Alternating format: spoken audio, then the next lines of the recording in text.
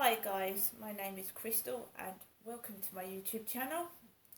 Alexa, what's the time please? It's 11:45 a.m. I have taken Max out for a brief walk this morning. It is very cold outside. The roads and the side streets around Rochester where I live have not been gritted. So you've got half a road that's where the snow is melted away and it's clear, but you've got several pieces of ice still on the roads and the path, which is still very slippery. It also is very, very cold. Alexa, what's the temperature? At the moment, it's 2 degrees Celsius. Today, you can expect a high of 4 degrees. So it's warmer than it was when I went out this morning, but it's going to drop tonight. Alexa, what's the temperature tonight? This evening, you can expect intermittent clouds, with temperatures around -2 degrees Celsius. So it's been reaching minus below zero temperature for a few days now. I think the Metropolitan has issued a threat to life warning. I don't know what about, but it appeared on my phone. So there's a threat to life. The weather in some places is a threat to life. But again, you'll get people that just want to come out and take the mickey and endanger their own selves, in my opinion, and their children, which they were doing last night.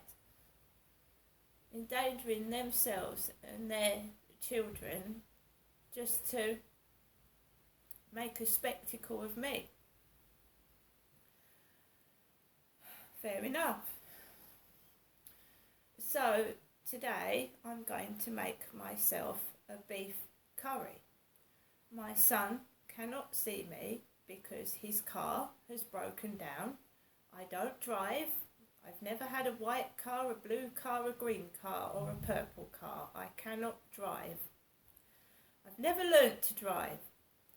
Both my sons can drive a car and so can my daughter. I can't drive. So the trains are not running here in Rochester.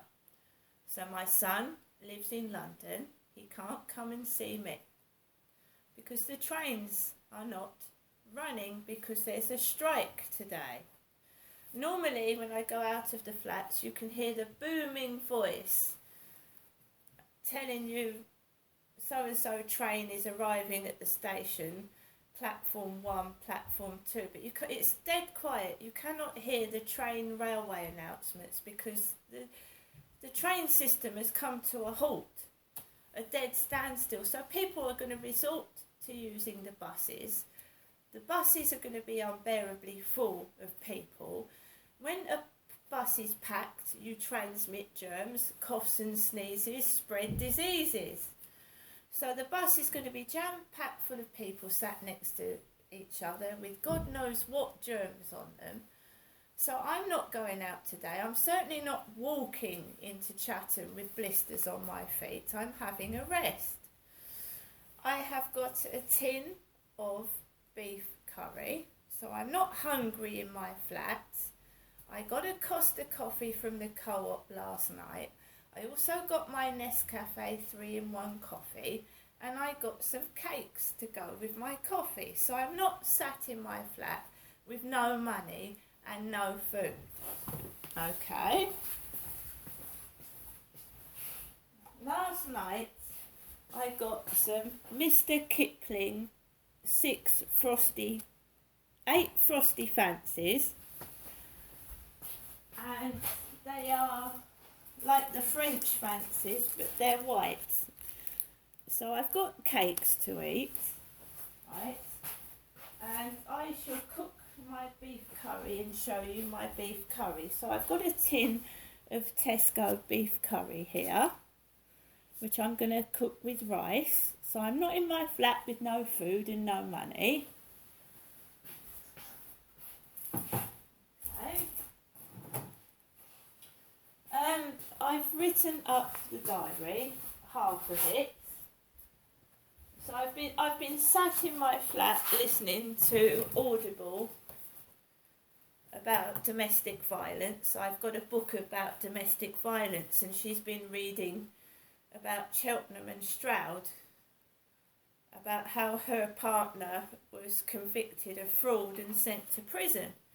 So I'm listening to an Audible book about domestic violence, one woman's account of her experiences of domestic violence.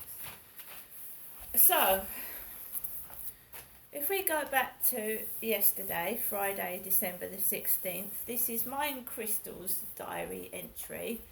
This is not a work diary, this is a diary about my personal experiences and what I go through every day.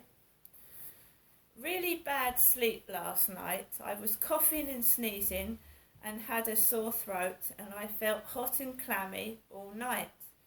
Feels like I'm getting the flu. I've had my flu jab, not my COVID booster though. Got up, fed my pets, made coffee, had a Lemsip, and I had another call from my mother Jennifer. Do I still want to come up today, Friday?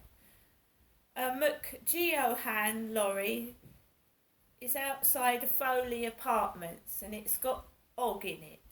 OG for Og. And it's parked near my neighbour upstairs, Ford Mondeo. McGeohan. At 11:44am, I'm waiting for a taxi to go up to my mum's at Durrell Gardens. I've been waiting since 11:30am. Apparently all tunnels are closed and there is congestion on the roads.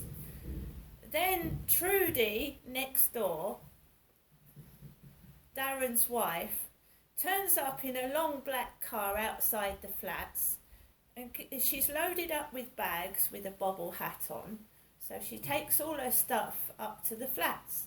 I think her son has driven her home, because my son's car is broken.